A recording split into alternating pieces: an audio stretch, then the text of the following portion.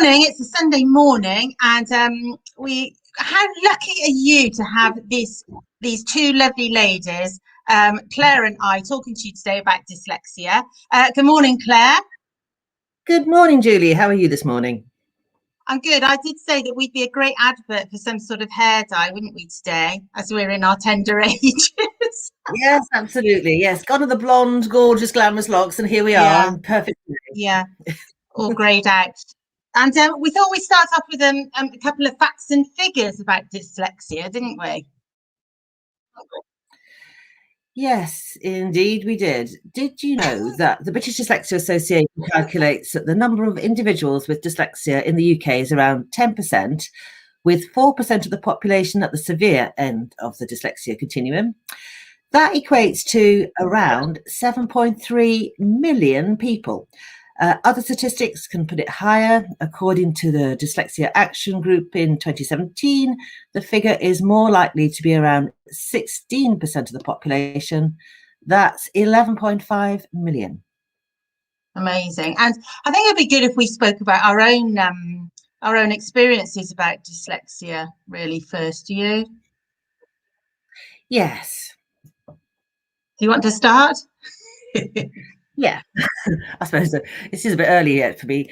Okay then. So yeah, basically my experiences. So I'm not exactly a spring chicken, and dyslexia when I was at school wasn't really acknowledged, or basically you were thick. If you couldn't spell, your grammar was a bit rubbish, then you were regarded as someone who was just not bright. So I left school with 2 O levels back in the day, in the late 70s. And I was really lucky that I went to a college where there was a couple of really excellent tutors. And one in particular did this fantastic thing where he would break everything down into bite-sized pieces. So I didn't have trouble reading stuff. I had trouble recalling it. And interestingly, that's a technique that's used with dyslexics now, where things are broken down into bite-sized bullet points. And he would photocopy these flipping end of lessons sort of information and give it to me, and I could actually revise properly, because my handwriting was rubbish, which is quite common with dyslexics. My processing, which is how you actually put facts together, was a bit ropey. But having these photocopied sheets, I could just revise, and I happened to have a good memory for revising in that way. So I got my O levels. I got 3 A levels. I got another 4 O levels 1 year, 3 A levels I took the following year, got 2 of them, got to university, thought, hey, I'm bright now. I went from being thick at 16, left with 2 O levels. At 18, I was suddenly Wigan Tech's, one of Wigan Tech's most promising students. I was like, yay, I'm not a student. Fantastic, job done. I got to university and I took a joint honours, like a 1.5 degree in history and politics. And again, my marks, I started getting one tutor in particular, knocked 10% off an essay for bad punctuation and spelling. And I was a bit like, oh gosh. And my sort of, it was grammar. It was things like where to put an apostrophe. It was vowels, A's, E's, U's. I was always getting them muddled up. Maintenance, nightmare, can hardly spell it even now. And so it's particular things that I didn't really understand, and I didn't understand why I couldn't do it. It was a bit like having a sort of, like a different person on my shoulder. So I would do all these things, I had great ideas, and then what came out was not the same as what was in here, and it was really frustrating. I had a fantastic history professor with my personal tutor. He said, I think you're dyslexic.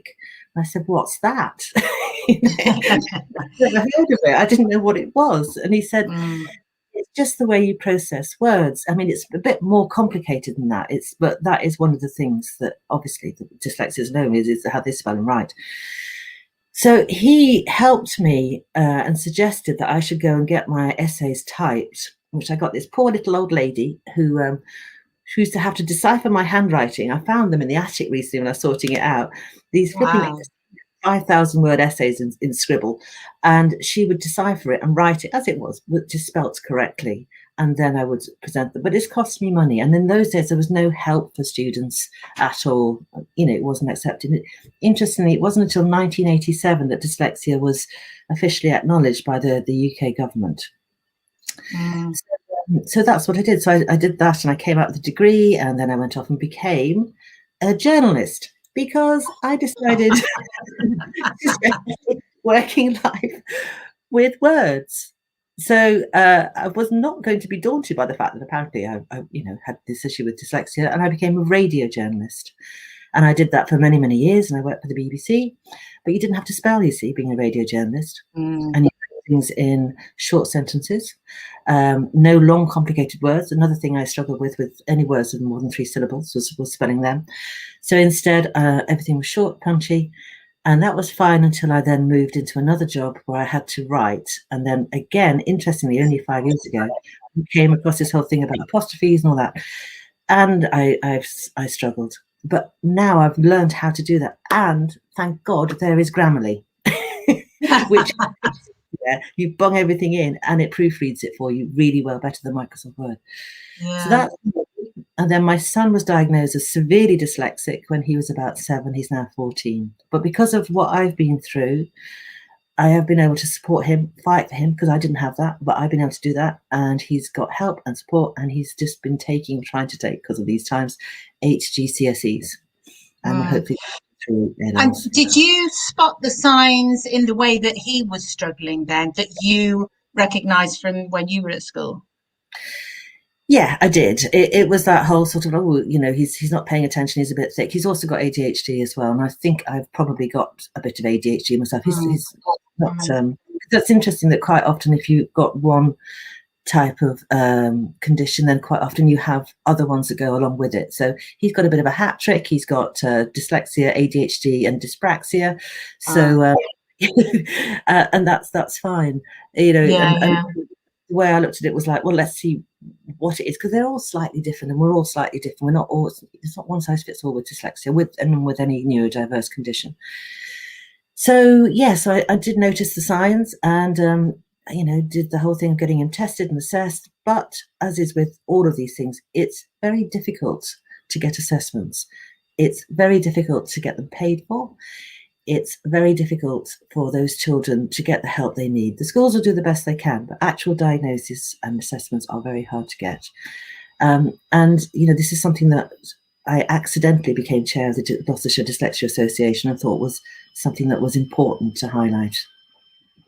Well, the story behind you becoming the chairman is quite interesting, actually, because if you weren't the chairman, then there wouldn't be a Gloucestershire Dyslexia Association at all, would there? Yes, my son's been having tuition for the past couple of years via the Gloucestershire Dyslexia Association. So, obviously in these difficult times with COVID and that, we suddenly found our tutors could no longer teach face-to-face, and it was felt that the charity itself, what was its purpose, it sort of lost its way a little bit, and it needed help. And so the 2 people that were running it were just like, well, we know we need more trustees. COVID's, why don't we just close down the charity? What seemed to be the sensible thing at the time. And I was in the meeting, and we were talking about it, and I'd come on board to give a bit of advice about social media and publicity and things like that, and just to see if they needed a hand. And I was like, no, don't. Well, who's going to take it over? And I said, well, I will. Which is what before you realised what you were saying, Claire. Yes, before I realised what I must learn to say no. Must not volunteer oneself to do things. So I did this. I decided, if they'd have me, and so I said, right, what we need to do is get more people involved. We need more trustees. We need to look at what we do as a charity, because as with any business, as you'll know, Julie, with any business you have, if you've been going as long as this one has, the Gloucestershire Dyslexia Association, which is 50 years, wow. It's only little. It's a little tiny one. We're only tiny, but it's been going this long. So how many children, Claire, do you think that you deal with then in Gloucestershire? Is that a tricky question? So, no, we're dealing with about 30 at the moment, so we're tiny. So over the years, it's been bigger. It's had troughs and peaks. And from what I understand from one of our trustees, Margaret Black, who's been there forever, she can talk about times when there were like big drop-in sessions, big sessions that they used to have that called Saturday morning workshops. And there were lots of children, lots of parents, and there was a lot of activity. But that has kind of dropped off over the years because, going back to the whole business plan, now you can just go on a website. You don't need to come to the Gloucestershire Dyslexia Association and find a teacher to help your child. So we had to think about what other ways are we going to do with this. So being small is good, but what we want to do is expand. More teachers, more assessors, and look after more kids, because that's what we're here to do. And so that's what I want to do, and that's what we've been looking at with our new group of trustees as to how we can do that. Yeah, at least it is more accepted now. I mean, I think of both my children are dyslexic, and my son is 24 now. So really probably 20 years ago, 19 years ago, when he started, they always have to bring the book home and you have to read the book every night and take it back and get another one. And he couldn't read the book and would throw the book against the wall. And to start with, you have to figure out, is he just naughty? Or, does he just want to go out and play football, or is there a problem? And it took me ages to get the teacher to admit or say, yes, I think there is something not right. And so that's 19 years ago. It tended to be independent schools then that might have a unit, it almost sounded like some sort of illness, so they would have a unit where learning difficulties or whatever, and it would be children with ADHD or dyslexia or whatever that would go into the unit and do extra. And quite often they would go in at break time, or they would go in at lunchtime for extra. And so if you had a boy who was losing his time from playing football in the classroom because that was the time that he had to go and do the extra because he was finding it difficult, I think over time it does affect their self-esteem. And not only do you realise that, even at the age of 10, you're still reading books one end of the bookcase and everyone else is reading them at the other, you also can't go out and play with them, because that's when you've got to go and do your extra reading, which you don't like anyway because you find it really difficult. And when I look back at it now, I see that for him would have been a really, really difficult thing. When it came to my daughter, who was 4 years after him, of course, we saw all the signs. And then actually it even developed much more. More teachers had gone and had the special needs or whatever it was training. So more teachers in the schools, and probably then state schools also had more teachers that were willing to go off and do the extra training, weren't they? And did you find your son, it depended which teachers they had to how understanding they would be? It would be no good. It would be no good giving my son 3 instructions, for example. If he came to him and he said, right, go and do that, and then do that, and then do that, he only hears the first one. And you learn that as a parent, and don't you really? Well, that's one of the things about dyslexia. It's the processing, it's memory, short-term memory in particular, long-term memory. They can remember a lot, one can remember a lot of stuff. But it has to sort of go through a process and bed down. So short term, you say, go and do X, Y, and Z. Nah, forget it. Going back to the bullet points, like I was saying before, if you've got sort of short, sharp instructions there that are easily bite size, that's okay. Long, complicated stuff, forget it, usually. But you can train yourself to do long, complicated stuff. It's a case of knowing that you need to have that strategy in place.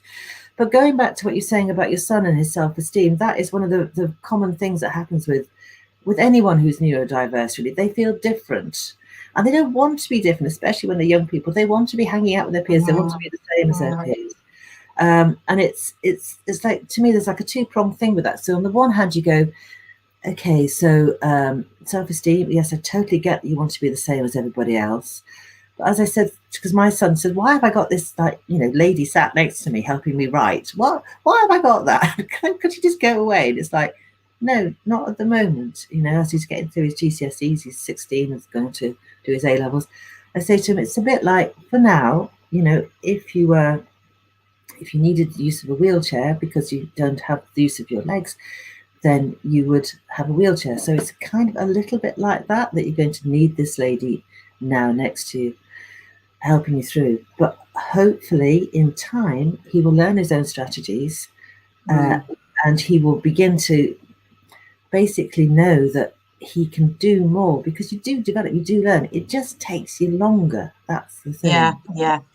Or it was described, I think, someone who sat down with us and said, the brain is made up of pathways, and we're going to change your pathways. So they're going to operate differently so that you can get to the same place, but you're going to get it through a different journey, sort of thing. And that is true, after years and years of learning support, you know, it did do the trick for both of them, which is what it's like. Yeah, because when I remember when Tom was diagnosed, he was 7, 8, and I remember his he went to a paediatrician at Gloucestershire Hospital, and she said it's a bit like, she said, if you were like starting off on a journey in Scotland and you wanted to go to London, you'd go via St Ives in Cornwall. So it's sort of, you know what I mean? It's just you have to be going somewhere completely, you know, that you don't necessarily. But the good thing about that is that it's creative, because you're not thinking naturally, you're not thinking the same as everybody else, you're not thinking in a linear way, which is one of the great things about dyslexics, is that they're fantastic problem solvers, and they're also pretty creative, and a lot of them are entrepreneurs as well. And so, you know, because you've got to survive, you've got to figure out how to do stuff, because you don't think the same as neurotypical people. So it just makes you look at things in a different way. And you don't want to be quoted the most famous entrepreneur, do you? So give us some different ones. Oh, you've got me started on that. I know it's a bit bad, but every time I look at, you know, it's always the same ones. I always say, oh, it's always Richard Branson. It's always Richard Branson, isn't it? Flipping Richard Branson.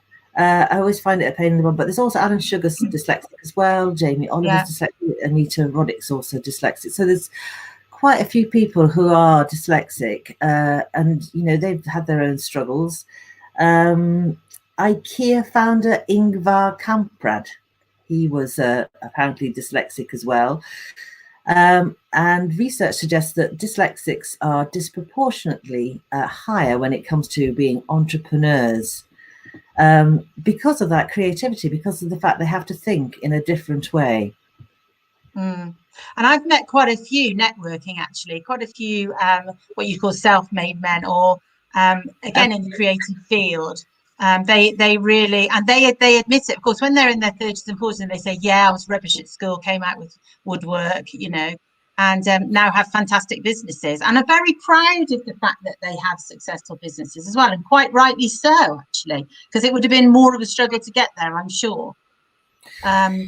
Yeah, well, I think a lot of it as well is that you know, there is discrimination against dyslexics, because obviously if you've got someone that's struggling with spelling and writing and basic things like that, then it might be easier for someone who's dyslexic to go and set up their own business, because then they set the parameters, they set, you know, what they look at, what they can do, they look at their strengths and weaknesses, and hopefully from knowing themselves they can go off and have a successful business. Because, you know, so neurodiversity covers a huge spectrum. You know, it's not just dyslexics, which make it the major point.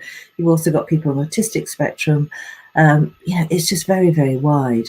And increasingly what's happening is businesses are realizing that it's not about the dysfunction, it's not about the disability, it's about the ability, it's about looking at what can be done. So going back to, yes, successful entrepreneurs, fantastic, but also increasingly, you've got businesses like and organisations like GCHQ, for instance. They're now actively recruiting dyslexics and people on the autistic spectrum, because they know that some of the strengths that you have as a dyslexic, which is the problem solving, looking at things in a different way, on the autistic spectrum, the ability to, say, absorb a lot of facts and figures in a short space of time and to analyse them quickly. So these various things that are looked at as strengths. So yeah, entrepreneurs, it's more successful. You could, you know, carry your own with that. But I feel increasingly it's becoming more acceptable to be a bit different, and it's good. It's all right. Yeah. Although we were talking before about some companies are reluctant, if they know someone is dyslexic, then they are reluctant to employ them.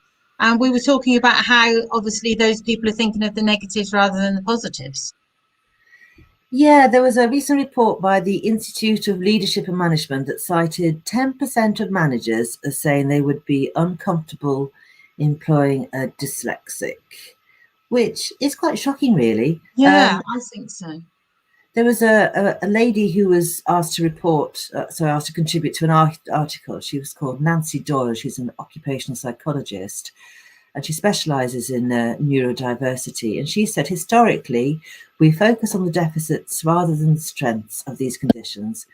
and that's what's we're really starting to look at these in a different way at the moment.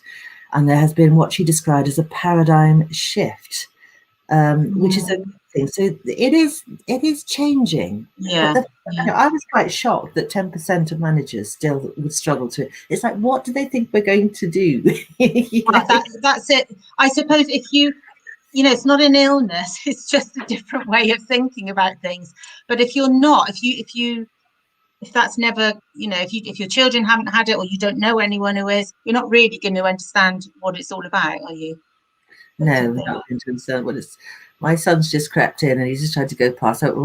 He's just come to get a brush. I was going to try and drag him on and have a chat with me, but he's saying no, he's going away. Absolutely not.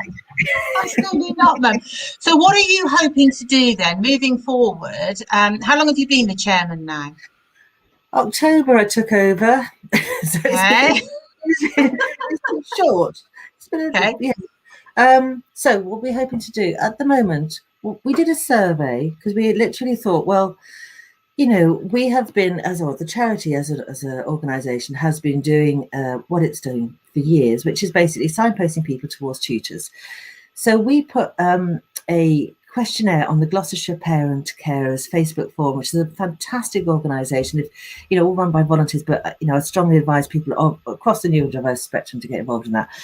So our survey came up, said help with assessments for dyslexia, 42.9%, tutoring 21.4%, support for children self-esteem 17.9%, support for parents 10%, education healthcare plan, the writing of because it's complicated 7.1%. So what screams to me out of that is help with assessments for dyslexia at 42.9%, which is quite high. So basically we talked about, well, as a charity, what can we do to help people? So our vision at this moment in time, and I say it's our vision because this is what we've just come up with in the past few months, the past few weeks actually, after meeting every 2 weeks to thrash out who and what we are. Our vision is that we want to help young people and adults get assessments.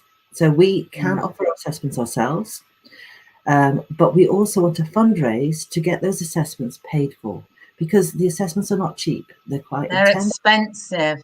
It's sort of £400 to £500 is what most people will pay for any kind of neurodiverse assessment. So looking at it, if you think that a lot of kids who are dyslexic, their parents are not going to be able to afford £400 or £500. It's a lot of money. So our aim is to make more assessments available and to also fundraise for those. I say that's our aim because we've just decided to do this in the past couple of weeks, but that's the direction that we're heading in.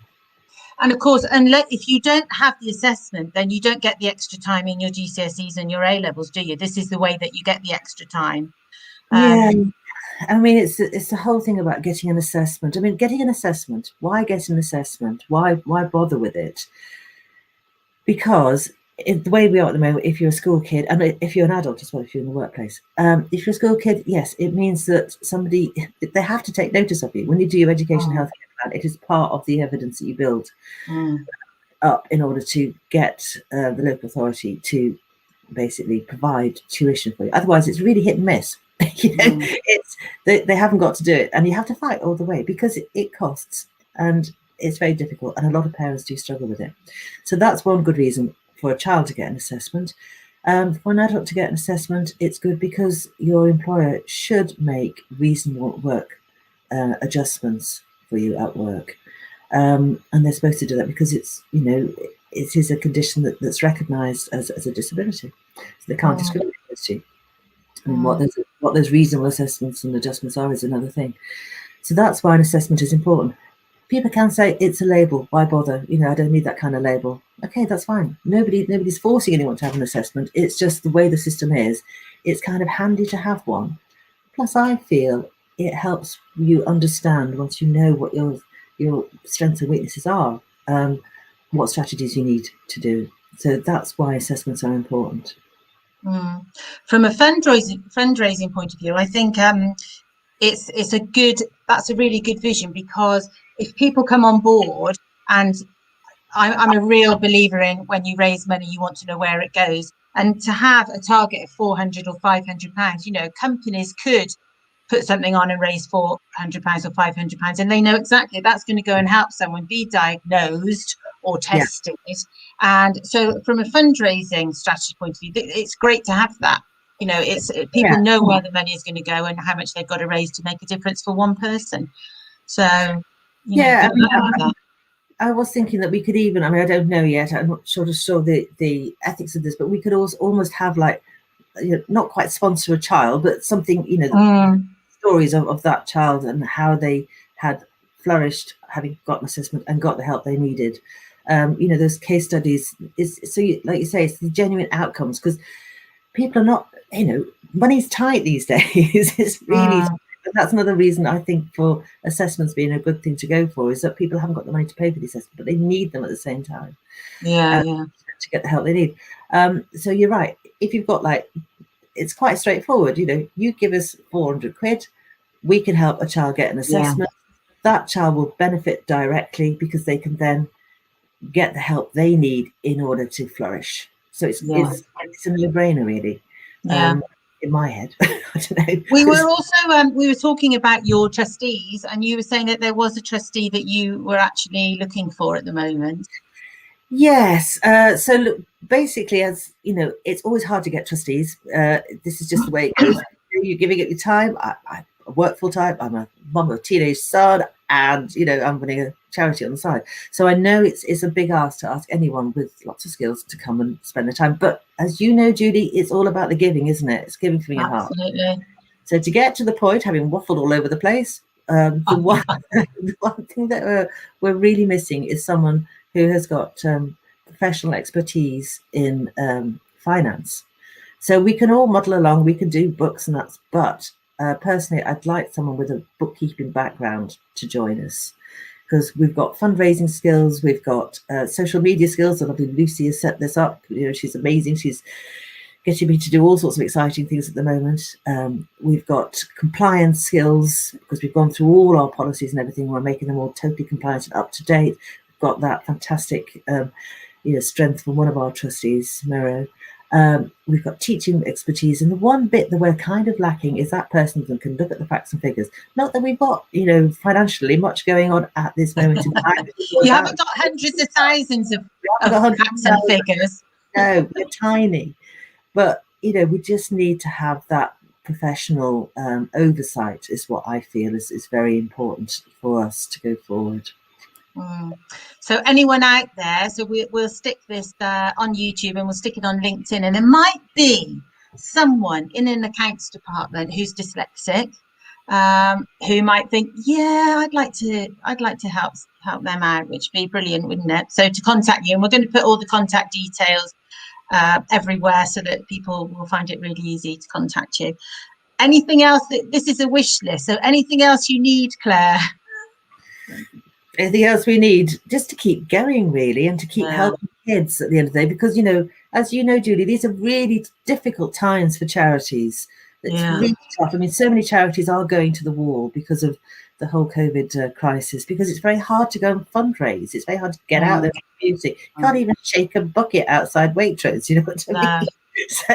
So I think it's just keeping going and keeping delivering what we have delivered as a little charity for 50 years. We haven't got massive ambitions. We're not something that wants to take over everything. We're Gloucestershire based. We just want to keep helping those kids and raising awareness, advocating for dyslexics and neurodiverse children in general. And also just saying it's all right to be dyslexic. It's fine. And by the way, public, give us a hand, help us, help the kids and the adults. I think that's brilliant, and I hope lots of people come forward, and I think also to raise awareness. There'll be lots of people that didn't even know there was a Gloucestershire Dyslexia Association, because I didn't know there was one. So even to raise awareness that you're actually there, although you might be inundated then, Claire, but that will bring lots of people with it that hopefully know lots of people. So good luck. Thank you. And we do have a helpline as well, which is manned but also recorded. So, if you want to inundate us, give that a call. Fantastic. Well, enjoy your Sunday. You'll be able to, can you catch up with the Archers on +1 or something? Yeah, I can do on sounds. To be honest, I've probably heard most of it. It's a bit of a cliche. I live in a rural area and I listen to the Archers on a Sunday morning. What am I like? Well, you enjoy life. That's the main thing. Have a great day, and maybe we'll have a catch up in a few months' time. Yes, great. Thank you very much. Really Bye. good to you. Bye. Bye.